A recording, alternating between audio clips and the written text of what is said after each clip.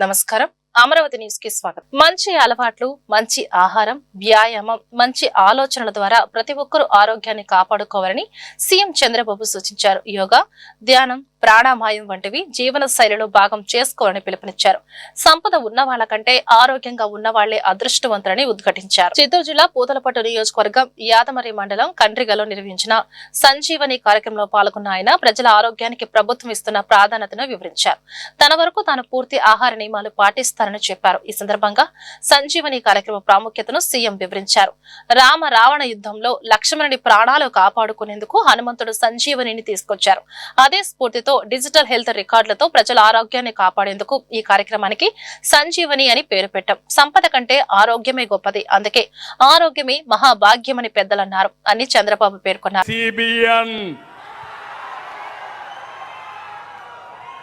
నా దగ్గర తోక తిప్పితే ప్రజాహితం కోసం తోక కట్ చేస్తాను తప్ప ఎవరిని అలో చేయను. చేయాలన్నా లేదా అని మిమ్మల్ని అడుగుతున్నా. మీకు న్యాయం చేయాలి. అభివృద్ధి చేస్తే చాలదు, సంక్షేమం ఇస్తే చాలదు. మీ ఆస్తులకు రక్షణగా ఉండాలి, మీ ప్రాణాలకు రక్షణ ఇవ్వాలి. అప్పుడే నేను మీ అందరికీ నిజమైన సేవ చేసిన వ్యక్తిని అవుతాను. కారు కింద సొంత కార్యకర్త సింగయ్యను దొక్కించారు. కడపలో అవినీతి ఆస్తుల పంపకాల కోసం పెద్ద దస్తగిరిని చంపేశారు. కులాలు, మతాలు, ప్రాంతాల మధ్య చిత్తు పెట్టి రోజుకొక నాటకం, పాస్టర్లతో దాడి డ్రామాలు. 5 ఏళ్లుగా రాష్ట్రంలో ప్రతి ఒక్కరికి నిద్ర లేకుండా చేశారు. ప్రజలకు నరకం చూపించారు. కడాన నన్ను కూడా ఏం చేశారో చూశారు.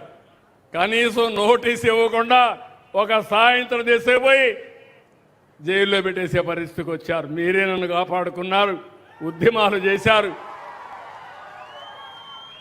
అంటే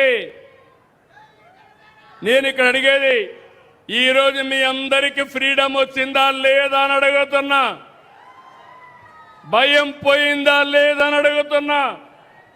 ఈ తెలుగుదేశం పార్టీ, ఎన్డీఏ పార్టీ ప్రజలకు ఇచ్చింది మొదటిది ఫ్రీడమ్ ఇచ్చాం. మీ ఆస్తులకు, ప్రాణాలకు రక్షణ ఇచ్చాం. మీకు స్వేచ్ఛనిచ్చిన పార్టీ ఎన్డీఏ పార్టీ. అవునంటే గట్టిగా చెప్పండి, కూడా చెప్పండి. ఇప్పుడు చెప్పండి, అధికారంలో ఉన్నా ప్రతిపక్షంలో ఉన్నా అది గొడ్డలి పార్టీ అవునా కాదా అని మీరే నిర్ణయించాలి. నేను చెప్పింది అనునిత్యం మీరు ఆలోచించుకోండి. చరిత్రలో ఒకటి ఉంది, మీరు గుర్తుపెట్టుకోవాలి.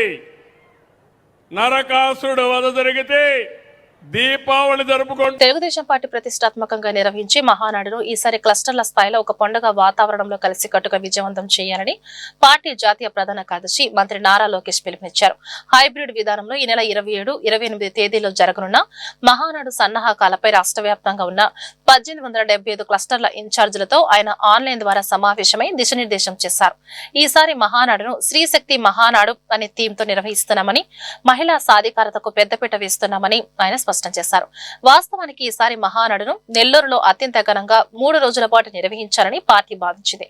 అయితే అంతర్జాతీయ పరిస్థితుల దృష్ట్యా ఇంధన పొదుపు చర్యలు చేపట్టాలన్న ప్రధానమంత్రి నరేంద్ర మోదీ పిలుపునకు స్పందించి ఈసారి హైబ్రిడ్ విధానంలో మహానాడును 2 రోజులు నిర్వహించాలని నిర్ణయించినట్లు లోకేష్ వివరించారు. మాజీ సీఎం జగన్మోహన్ రెడ్డి వ్యాఖ్యలపై మంత్రి పయ్యావుల కేశవ్ తీవ్రంగా విరుచుకుపడ్డారు. జగన్ బెంగళూరు నుంచి వచ్చినప్పుడల్లా కొత్త వాదన తెస్తారన్నారు. యువకులు తమ భవిష్యత్తుకు బాటలు వేసుకోవాలని, ఎవరి చరిత్ర ఏంటో యువకులు తెలుసుకోవాలని సూచించారు. ఉద్యోగాలు, ఉపాధి కోసం చంద్రబాబు పరిశ్రమలు తెస్తున్నారని, జగన్ పరిశ్రమలను తరిమేశారంటూ మంత్రి పయ్యావుల కేశవ్ ఆగ్రహం వ్యక్తం చేశారు. శనివారం ఆయన మీడియాతో మాట్లాడుతూ పులివెందులలో వైఎస్ రాజారెడ్డి ఆకృత్యాలను వివరించారు. ఫ్యాక్షన్ రాజకీయాలకు బీజం వేసింది వైఎస్ కుటుంబం అయితే జగన్ దాన్ని కొనసాగిస్తున్నారని అన్నారు. జగన్ అరాచక రాజకీయాలపై యువత ఆలోచించాల్సిన సమయం ఆసన్నమైందన్నారు. జగన్ బాధితుడు కాదని నిందితుడు అంటూ వ్యాఖ్యానించారు. జగన్ బెంగళూరు నుంచి వచ్చినప్పుడల్లా కొత్త వాదన తెస్తారన్నారు.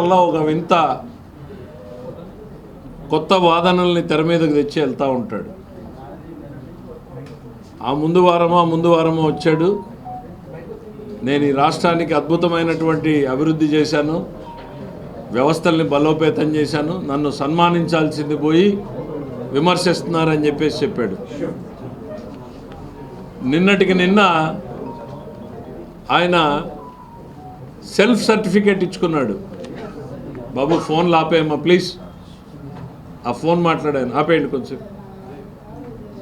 నా అంత మంచోడు ఈ రాష్ట్రంలోనే లేడు అనేటువంటిది సెల్ఫ్ సర్టిఫికేట్ ఇచ్చుకున్నాడు. తన వారసత్వం గురించి చెప్పుకున్నాడు. రాజారెడ్డి గారి దగ్గర నుంచి బాబాయ్ వరకు చనిపోయినప్పుడు చంద్రబాబు నాయుడు గారు అధికారంలో ఉన్నాడు అంటే ఆయనే కారణం అన్నట్టు చెప్పేటువంటి ప్రయత్నం చేశాడు. అంటే బాబాయ్ హత్య కేసులో ఏం జరిగింది అని ఈ రాష్ట్రంలో నిక్కరేసుకున్న కుర్రాడిని కూడా అడిగితే చెప్పేటువంటి పరిస్థితులు ఉన్నాయి. అట్లాంటి వాటిల్లో కూడా మీరు అసత్యాలని చెప్పేటువంటి ప్రయత్నం చేయడం అనేటువంటిది జీర్ణించుకోలేకపోతున్నారు. ఒక 2 ముక్కలు. రాష్ట్ర రాజకీయాల్లో సందర్భం కాదు ఈ సబ్జెక్ట్ మాట్లాడేదాన్ని. ఎందుకు మరి ఈయన ఇప్పుడు ఈ సబ్జెక్టు మాట్లాడుతున్నాడని ఆలోచన చేసి లోతుగా విచారిస్తే ఆంధ్రప్రదేశ్ రాష్ట్రంలో ఒక సైడు వెల్ఫేర్ స్కీమ్స్ కానీ ఇంకొక సైడు ఇండస్ట్రియల్గా డెవలప్మెంట్స్, ఎంప్లాయ్మెంటు, ఏదైతే సూపర్ 6 చెప్పారో అవన్నీ కూడా బాగా అమలు జరుగుతున్నాయి. ఈ రాష్ట్రాన్ని ఏ విధంగా డైవర్ట్ చేయాలి, ఏ విధంగా ప్రజల్లో ఒక చర్చకు తీసుకురావాలని ఒక దుర్మార్గపు ఆలోచనతో జగన్మోహన్ రెడ్డి సెల్ఫ్ గోల్ వేసుకున్నాడు. ఆయన కుటుంబంలో మా తాతగారు ఏ విధంగా చనిపోయారు, మా నాన్నగారు ఏ విధంగా చనిపోయారు, మా చిన్నాన్నగారు ఏ విధంగా, స్వయంకృతాపితం. దాంట్లో రాజశేఖర రెడ్డి గారు ఏ విధంగా చనిపోయినారనేది మొత్తం యావత్ దేశమంతా చిన్నపిల్లలు కూడా తెలుసు. ఆ డెడ్ బాడీ ఎప్పుడు దొరుకుతుందా ఏంటా అనేది కూడా అందరూ ఎదురు చూసి ఎక్కడ జరిగింది ఆ హెలికాప్టర్ యాక్సిడెంట్లో ఆ రోజు వాతావరణం అనేది స్వచ్ఛాంధ్రకు ప్రజల భాగస్వామ్యం అవసరమని ఆంధ్రప్రదేశ్ మున్సిపల్ శాఖ మంత్రి నారాయణ అన్నారు. ప్రజల భాగస్వామ్యం లేకుండా 100% స్వచ్ఛాంధ్రాన్ని సాధించలేమని పేర్కొన్నారు. పారిశుద్ధ్యం బాగుండాలి అంటే ప్రజల భాగస్వామ్యం తప్పనిసరిని స్పష్టం చేశారు. ఆపరేషన్ క్లీన్ స్వీప్ లో భాగంగా మొదటి వారంలో రోడ్లు, పబ్లిక్ ప్లేస్లను శుభ్రం చేస్తామని, 2వ వారంలో కాలువలను క్లీన్ చేస్తామని మంత్రి తెలిపారు. 3వ వారం ఇళ్లు, దుకాణాల వద్ద చెత్తను చేరువ చేసేలా అవగాహన కార్యక్రమాలు చేపడతామన్నారు. 4వ వారం పబ్లిక్ టాయిలెట్స్ శుభ్రపరిచేలా కార్యక్రమాలు ఉంటాయన్నారు. నేటి నుంచి ఒక రాష్ట్రం ఒక పరిశుభ్రత లక్ష్యం నినాదంతో ఏపీ వ్యాప్తంగా ఆపరేషన్ క్లీన్ స్వీప్ కు ఏపీ ప్రభుత్వం పిలుపునిచ్చింది. విజయవాడ మున్సిపల్ కార్పొరేషన్ ఆధ్వర్యంలో జరిగిన కార్యక్రమాన్ని మంత్రి నారాయణ ప్రారంభించారు. ఎమ్మెల్యే బోండా ఉమామహేశ్వరరావు, మున్సిపల్ అధికారులు, పారిశుద్ధ్య కార్మికులతో కలిసి మంత్రి రోడ్లు ఊడ్చారు, డివైడర్ కు పెయింట్ వేశారు. ఆ తర్వాత అన్నా క్యాంటీన్ లో ప్రజలతో కలిసి అల్పాహారం తీసుకున్నారు. అనంతరం మంత్రి మాట్లాడుతూ ఏపీలో 4 వారాల పాటు ఈ కార్యక్రమం చేయాలని నిర్ణయించామని తెలిపారు. 123 మున్సిపాలిటీస్లో ఆపరేషన్ క్లీన్ స్వీప్ అనే కార్యక్రమాన్ని యాక్చువల్గా ప్రారంభించాం. ఇది 4 వారాల పాటు జరిగే ప్రోగ్రాం. దీంట్లో ముఖ్యంగా ప్రజలందరూ భాగస్వామ్యం కావాలనేది మేము ఉద్దేశం. ఎందుకంటే నిజమైన స్వచ్ఛాంధ్ర, స్వచ్ఛ భారత్ని సాధించాలంటే ప్రజల యొక్క భాగస్వామ్యం కావాలా, ప్రభుత్వం అధికారులే కాదు. దాంతో ప్రజలు కూడా ఇన్వాల్వ్ అయితేనే ఇది సక్సెస్ అవుతుందని గౌరవ ముఖ్యమంత్రి గారు మొదటి చెప్తున్నారు. అందుకనే వారే స్వయంగా ప్రతి నెల 3వ శనివారం ఈ స్వచ్ఛాంధ్ర కార్యక్రమాన్ని ఒక్కొక్క జిల్లాలో ఒక్కొక్క నెల యాక్చువల్గా వారే స్వయంగా చేస్తున్నారు. అలా చేయడంలో ముఖ్య ఉద్దేశం ఏంటంటే ప్రజల భాగస్వామ్యం అయితే త్వరగా మనం సాధించగలం అనే ఉద్దేశంతో. అయితే ఇప్పుడు స్పెసిఫిక్గా 4 వారాల పాటు అంటే వచ్చే నెల 20వ తేదీ వరకు ఆపరేషన్ క్లీన్ స్వీప్ అనే కార్యక్రమాన్ని పెట్టడం ఏంటంటే ఒక వారంలో ఏదైతే ఈ యొక్క కెనాల్స్ ఉంటే అవన్నీ క్లీన్ చేయటం, డ్రైనేజ్ అవి, ఒక వారంలో టాయిలెట్స్, ఒక వారంలో సెగ్రిగేషన్ గురించి అవేర్ చేయటం, ఒక వారంలో ఎక్కడైతే చెత్త దాన్ని క్లీన్ చేయటం, ఇట్లా 1 వీక్ చేయటం వల్ల ఒక స్పెషల్ డ్రైవ్ చేయటం వల్ల అవేర్నెస్ వస్తుంది ప్రజలనే ఉద్దేశంతో దీన్ని యాక్చువల్గా రాష్ట్రంలోని 123 మున్సిపాలిటీస్లో స్టార్ట్ చేశారు. కూటమి ప్రభుత్వం ఏర్పాటు అయినాక పారిశుభ్రతకి అత్యంత ప్రాధాన్యత ఇచ్చాం. అత్యాధునికమైనటువంటి ఎక్విప్మెంటు, మిషనరీ, దేశ విదేశాల్లో టెక్నాలజీని మరి అందిపుచ్చుకొని మిషనరీ తీసుకొస్తున్నాం. అన్ని రకాలుగా కూడా ఎక్కడ చిన్న చిన్న మురుగు కాలువలు కానీ, డివిజన్లో రోడ్లు కానీ, చిన్న రోడ్లలో వెళ్ళే చిన్న మిషన్లు, పెద్ద రోడ్లు వెళ్ళే పెద్ద మిషన్లు, అలాగే వాటర్ క్లీనర్సు, అన్ని రకాలుగా రోడ్లు ప్యాచ్ వర్క్లు కూడా ఆటోమేషన్ వచ్చినాయి. దాన్ని కూడా చేస్తూ ఉన్నాం. పెద్ద ఎత్తున ప్రజల ఆరోగ్యానికి ప్రాధాన్యత ఇవ్వటం వల్ల ఇవాళ విజయవాడ నగరంలో దాదాపు 7 స్టార్ రేటింగ్ విజయవాడ కార్పొరేషన్కి వచ్చింది. గౌరవ కమిషనరు ధ్యాన్ చంద్ గారు వచ్చినాక నిరంతరం కూడా మానిటరింగ్ చేయటం వల్ల ఇది సాధ్యమైంది. అంటే ఈ ప్రభుత్వానికి ప్రజల ఆరోగ్యమే ప్రధానమైనది. ఎన్ని కోట్లు ఖర్చు అయినా పర్లేదు, మాకు వాళ్ళకి అన్ని రకాల సదుపాయాలు ఇవ్వాలని అటు మ్యాన్ పవర్ ఉపయోగిస్తూ ఉన్నాం, ఇటు మిషనరీ ఉపయోగిస్తూ ఉన్నాం. అన్ని రకాలుగా కూడా ఈ టెక్నాలజీ సాయంతో చేస్తూ ఉన్నాం. ఈరోజు ఆపరేషన్ క్లీన్ స్వీప్ ద్వారా ఈ రాష్ట్రంలోనే చెత్త అనేది ఉండకూడదని మొట్టమొదట ఉదయమే 5:30కే మరి గౌరవ మంత్రి నారాయణ గారు ఇక్కడికి వచ్చేసి మన పెద్ద ఎత్తున ఈ కార్యక్రమాన్ని సెంట్రల్ నియోజకవర్గంలో వారు, కలెక్టర్ గారు, ప్రిన్సిపల్ సెక్రటరీ సురేష్ గారు, ధ్యాన్ చంద్ గారు అందరూ, అలాగే పట్టాభి చైర్మన్, అలాగే మిగిలినటువంటి చైర్మన్లు, నాయకులు, అధికారుల ఆధ్వర్యంలో కార్యక్రమం చేపట్టాం. చాలా సంతోషంగా ఉంది. భవిష్యత్తులో ముఖ్యమంత్రి గారు నిర్దేశించినటువంటి ఆదేశాల ప్రకారం ఈ రాష్ట్రాన్ని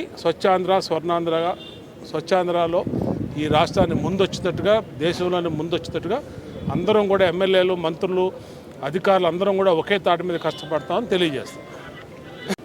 ఈరోజు గౌరవ ముఖ్యమంత్రి గారి దిశానిర్దేశంలో గౌరవ మంత్రివర్యులు నారాయణ గారి సారథ్యంలో విజయవాడ సెంట్రల్ నియోజకవర్గంలో గౌరవ శాసనసభ్యులు బోండా ఉమామహేశ్వరరావు గారి ప్రోత్సాహంతో ఆపరేషన్ క్లీన్ స్వీప్ కార్యక్రమానికి రాష్ట్ర వ్యాప్తంగా శ్రీకారం చుట్టడం జరిగింది. మరి జనవరి 2025లో ప్రారంభమైనటువంటి స్వర్ణాంధ్ర స్వచ్ఛాంధ్ర ఉద్యమానికి మరింత ఊతం ఇచ్చే విధంగా ఈ కార్యక్రమాన్ని 4 రోజుల పాటు చేపట్టడం. ఇప్పటికే మరి జాతీయ స్థాయిలో స్వచ్ఛ సర్వేక్షణలో 5 ప్రతిష్టాత్మకమైనటువంటి అవార్డులను గెలుచుకున్నటువంటి రాష్ట్రం. మరి స్వచ్ఛ సూపర్ లీగ్లో స్థానం సంపాదించుకున్నటువంటి విజయవాడ మున్సిపల్ కార్పొరేషన్ మరి ఈ సంవత్సరం జరిగేటటువంటి స్వచ్ఛ సర్వేక్షణలో అన్ని రాష్ట్రాల కంటే అత్యధికంగా అవార్డులను మనం సాధించాలి అని చెప్పి గౌరవ ముఖ్యమంత్రి గారు లక్ష్యాన్ని నిర్దేశించడం, ఆ రకంగానే 4 వారాల పాటు ఒక యాక్షన్ ప్లాన్ని మరి మా ప్రిన్సిపల్ సెక్రటరీ సురేష్ కుమార్ గారు, మా స్వచ్ఛాంధ్ర కార్పొరేషన్ మా ఎండి అనిల్ గారు, మా టీం మొత్తం కూడా ఈ 4 వారాల పాటు ఒక ప్రోగ్రామ్ని డివైజ్ చేసి రాష్ట్ర వ్యాప్తంగా 123 మున్సిపాలిటీలు, కార్పొరేషన్లో అమలు చేస్తూ ఉన్నాం.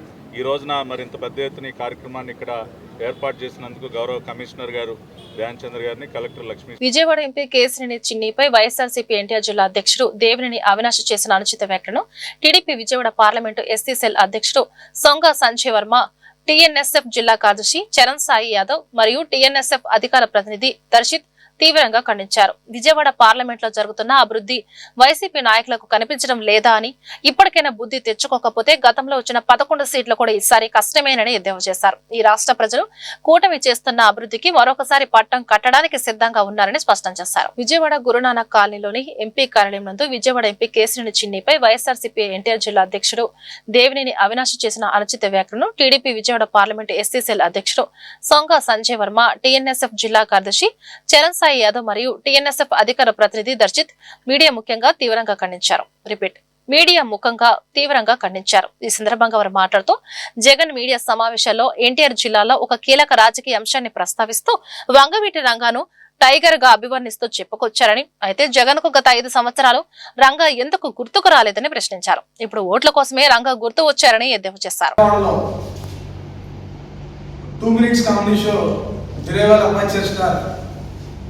కన్ఫ్యూజన్ స్టార్ దేవినేని అవినాష్ నిర్వహించారు. ఈరోజు ఏంటా సారాంశం అని చెప్పి నేను కష్టపడేదా, ఏం చెప్పాడా, ఈరోజు విజయవాడ అభివృద్ధి జరుగుతూ ఉంది కదా, దాని గురించి ఏమన్నా మాట్లాడా, లేకపోతే నిన్న వాళ్ళ అధినాయకుడు చెప్పాడు కదా దాని గురించి ఏమన్నా మాట్లాడా అని నేను విన్నాను. ఎప్పుడో జరిగిపోయిన దసరా ఉత్సవం గురించి తీసుకొచ్చి ఈరోజు విజయవాడ ఉత్సవం కోసం ఎగ్జిబిషన్ తీసుకున్నారు. ఆ భూముల గురించి మాట్లాడుతూ ఉన్నాడు. ఈరోజు డిరేవల్ అప్రాచర్ దేవినేని అవినాష్ గారు, మీరు నిద్ర మేలుకోండి దయచేసి. దసరా అయిపోయింది, సంక్రాంతి అయిపోయింది, పిల్లలకి వేసవి సెలవులు కూడా వచ్చినాయి, ఇంకా నువ్వు అక్కడే నిద్రపోయినట్టున్నావు. వైసీపీ అధినాయకుడు ఏం చెప్పాడో కూడా తెలుసుకోలేని పరిస్థితిలో ఉన్నావు. ఈరోజు విజయవాడ నగరం గురించి నిన్న మీ నాయకుడు చెప్పాడు కదా, టైగర్ వంగవీటి మోహన్ రంగా గారి గురించి. నీకు నిజంగా మీ పార్టీ మీద చిత్తశుద్ధి ఉన్నా, నీ అధినాయకుడి మీద చిత్తశుద్ధి ఉన్నా, నువ్వు విజయవాడలో ఉన్న వంగవీటి మోహన్ రంగా గారి విగ్రహానికి పూలమాల వేయడానికి సిద్ధంగా ఉన్నావా? ఈరోజు నీ అధినాయకుడు చెప్పిన మాటలు కూడా నువ్వు పట్టించుకో. ఈరోజు ఎంతసేపు కూడా నీ రాజకీయ అవసరాల కోసం, ఈరోజు నీ రాజకీయ భవిష్యత్తు కోసం ఈరోజు నోటికి వచ్చిన అబద్ధాలు మాట్లాడుతూ ఉన్నాడు. ఈరోజు దేవాలయం భూములంట ఈరోజు తెలుగుదేశం పార్టీ వాళ్ళు దోచేసుకున్నారంట. ఈరోజు ఆ దేవాలయ భూమికి ఎంత ఇన్కమ్ సృష్టించారో నీకు తెలుసా? అక్షరాలతో సహా. ఈరోజు మీరు అడగండి ఎండోమెంట్ డిపార్ట్మెంట్ కన్ఫ్యూజన్ స్టార్ గురించి. ఎందుకంటే హాస్యాస్పదంగా ఉంటాయి వీళ్ళు మాట్లాడే మాటలు. ఎందుకు వస్తారో మీడియా ముందుకు తెలియదు, సడన్గా వస్తారు. ఏం మాట్లాడాలో అర్థం కాక ఏదేదో మాట్లాడేసి వెళ్ళిపోతూ ఉంటారు. అసలు విజయవాడ పార్లమెంట్ గురించి మనం చూద్దాం. నాకు ఒక తెలిసి, నీకు ఒక తెలిసి, మీ ఇంట్లో కూడా ప్రజాప్రతినిధి పెట్టవే నువ్వు. ఈరోజు ఒక ప్రజాప్రతినిధి, ఎంపీ, మెంబర్ ఆఫ్ పార్లమెంట్, ఆయన చేస్తున్న కార్యక్రమాలు ముందు నువ్వు ఒక ప్రతిపక్షంలో నుండి నేనేదో జిల్లా అధ్యక్షుడని ఆనందపడుతున్న దేవినేని అవినాష్ అసలు ఎంపీ అంటే ఏంటి, ఎంపీ పరిధిలో ఏముంది, ఎంపీ ఏం చేయొచ్చు, ఏం చేస్తున్నాడు మా విజయవాడ పార్లమెంట్ సభ్యులు అని చెప్పి మీరు చిన్ని గారి గురించి ఎంక్వైరీ చేయాలి ఫస్ట్. ఎందుకంటే మీరు జిల్లా ప్రెసిడెంట్ కాబట్టి. దానికి కూడా మీ పార్టీ మీకు ఆ అర్హత ఎందుకు ఇచ్చిందో కూడా తెలియదు. మీరు మాట్లాడే మాటలు చూస్తే జోక్గా ఉన్నాయి. ఒక జోకర్ వచ్చి ఏదో ఒక పిల్లల్ని అని చెప్పి వెళ్ళిపోతాడు, మొక్కకి చెవులకి రంగులు వేసుకొని. మీరు ఏంటంటే ఏమి వేసుకోకుండా సరదాగా మీడియా ముందుకు వచ్చి ఆ గొట్టాలు మీడియా ముందు ఉంటాయి కదా. గుంటూరులో శంకర్ విలాస్ ఓవర్ బ్రిడ్జి నిర్మాణ పనులు శరవేగంగా జరుగుతున్నాయి. ఇందులో భాగంగా శనివారం ఓవర్ బ్రిడ్జి నిర్మాణ పనులను కేంద్ర మంత్రి పెమ్మసాని చంద్రశేఖర్ పరిశీలించారు. ఓవర్ బ్రిడ్జి నిర్మాణ పనుల పురోగతిపై అధికారులను అడిగి తెలుసుకున్నారు. పెండింగ్ పనుల గురించి ప్రత్యేకంగా ఆరా తీశారు. నిర్మాణ పనులకు అవసరమైన అనుమతుల మంజూరులో జాప్యం లేకుండా చూడాలని కమిషనర్ మయూర్ అశోక్ సూచించారు. ఓవర్ బ్రిడ్జి నిర్మాణ పనులు వేగవంతం అయ్యేందుకు అన్ని శాఖల సమన్వయంతో పనిచేయాలని స్పష్టం చేశారు. శంకర్ విలాస్ బ్రిడ్జ్ అయ్యే విధంగా రెగ్యులర్గా రివ్యూస్ తీసుకొని అడ్డంకులు ఎక్కడ ఉన్నాయో అవన్నీ తొలగించే ప్రయత్నంలో ఉన్నాం. ఇప్పుడు దాదాపుగా 38 ఫౌండేషన్స్లో 30 అయిపోయినాయి, 2 ప్రోగ్రెస్లో ఉన్నాయి, ఒక 6 స్టార్ట్ అవ్వలేదు. అవి రైల్వే స్మాల్ ఇష్యూస్ ఉండటం వల్ల అవి కూడా అన్నీ క్లియర్ చేస్తున్నారు. అవి కూడా త్వరలో స్టార్ట్ అవుతాయి. ఈ ఫౌండేషన్స్తో పాటు ఇప్పుడు మీరు చూస్తే 3 పిల్లర్ క్యాప్స్ అయినాయి. ఇటు ఒక 3 ఈరోజు మళ్ళీ స్టార్ట్ చేయబోతా ఉన్నారు. వీటితో పాటు ఇప్పుడు మొన్నటి వరకు మనకి ఒక 20 రోజులు వర్క్ లేట్ అయింది. ఎందుకంటే వెస్ట్ బెంగాల్లో ఎలక్షన్స్ ఉండటం వల్ల ఇక్కడ ఎక్కువ వర్క్ చేసే వాళ్ళందరూ వెస్ట్ బెంగాల్ నుంచి రావటం వల్ల ఒక 20 రోజులు వర్క్ లేట్ అయింది. ఈ రోజున సైట్లో ఇంతకుముందు 50 మంది పనిచేసేవాళ్ళు, ఈరోజు 70 మంది, ఎంతమంది 70 వచ్చారు. ఇంకొక వారం రోజుల్లో ఇంకొక 30 to 40 వస్తారు కదా. మినిమం 100 మెంబర్స్ ఉండే విధంగా చూసుకొని, ఎండలు కూడా ఎక్కువ ఉన్నాయి, మార్నింగ్ ఈవినింగ్ షిఫ్ట్స్లో సాధ్యమైనంత తొందరగా ఇది కంప్లీట్ చేసే విధంగా ప్రయత్నం చేస్తాం. ఇంకా కొన్ని ల్యాండ్ ఎక్కడెక్కడైతే షాప్స్ ఉన్నాయో వాళ్ళందరికీ కొంచెం ల్యాండ్ ఎక్విజిషన్ కూడా అయిపోతుంది. పిఎన్ ఇచ్చేసారు. అది కూడా ఇంకొక 1.5 మంత్లో కొలిక్కి వస్తుంది ల్యాండ్ ఎక్విజిషన్ కూడా. అయితే అది బ్రిడ్జికి ఏమి అడ్డంకు కాదు, కానీ పక్కన సర్వీస్ రోడ్లకి వీటికి ఇబ్బంది అవుతుంది.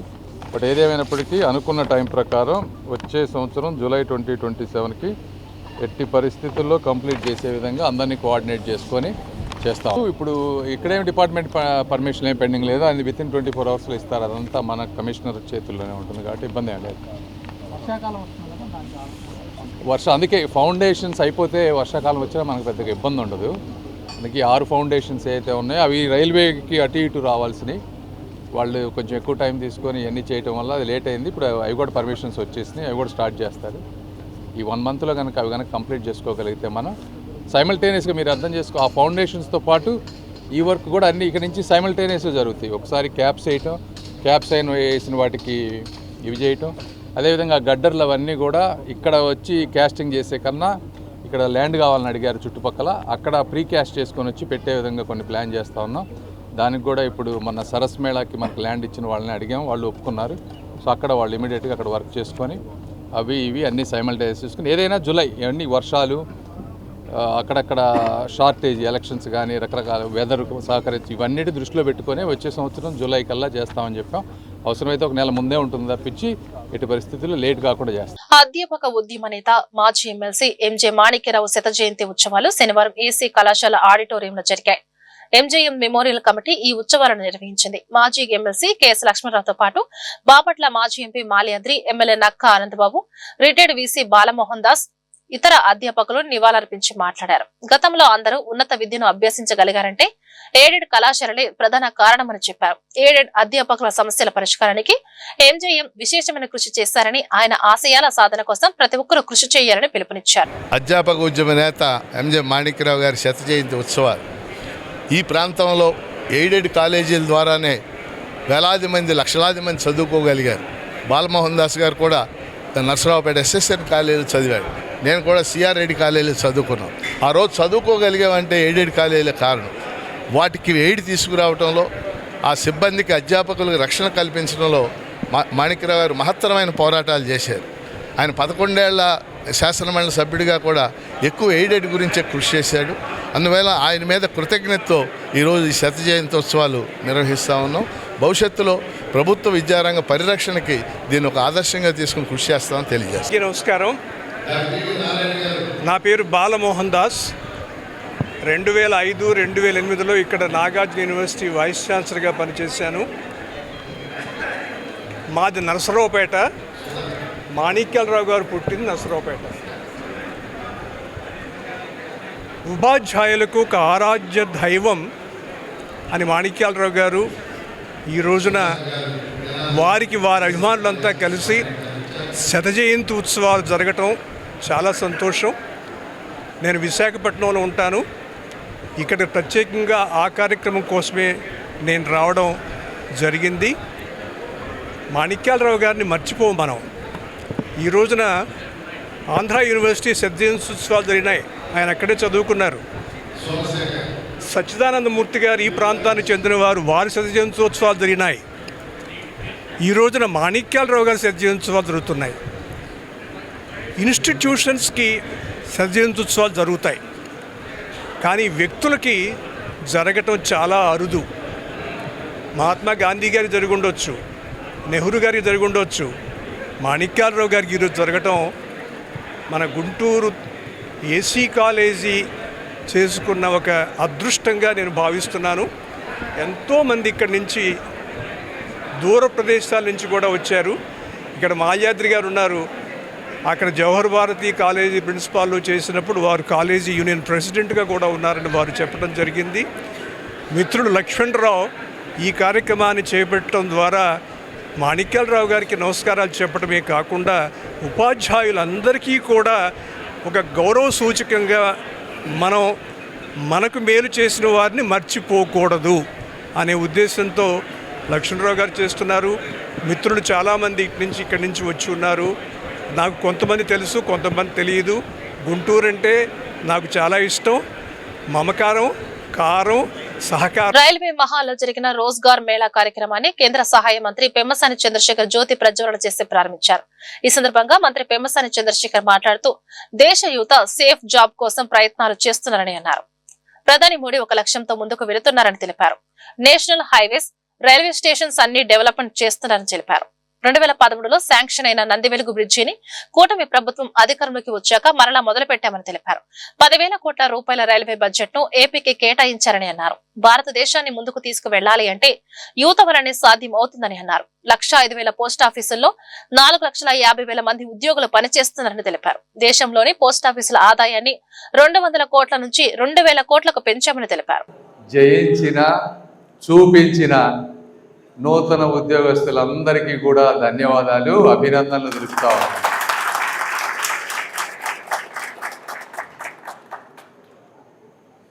ఈరోజు దేశంలో ఎంతోమంది యువత ఉన్నారు. ప్రతి ఒక్కరి కళ ఒక సేఫ్ జాబ్ అనేది. మేము కూడా రాజకీయ నాయకుల్లాగా ఏ ఇంటికి వెళ్ళినా కూడా ప్రతి ఒక్కళ్ళు మమ్మల్ని అడిగేది, మా ఇంట్లో 2 పిల్లలు చదువుకున్నారు, మంచి ఉద్యోగాలు కావాలి అనేది. అలాంటిది సెంట్రల్ గవర్నమెంట్ జాబ్స్లో ఉద్యోగం రావడం అనేది మీ అదృష్టం. ఈ అదృష్టాన్ని మీరు చక్కగా ఉపయోగించుకోవాలి. నేను మళ్ళీ మాట్లాడతాను దాని గురించి. ముందుగా కేంద్ర ప్రభుత్వంలో కానీ రాష్ట్ర ప్రభుత్వాల్లో కానీ ఉద్యోగాలు ఇవ్వటం అనేది ఈరోజు ఉన్నది కాదు, కొన్ని వందల సంవత్సరాల నుంచి ఉన్నటువంటి పరిస్థితి.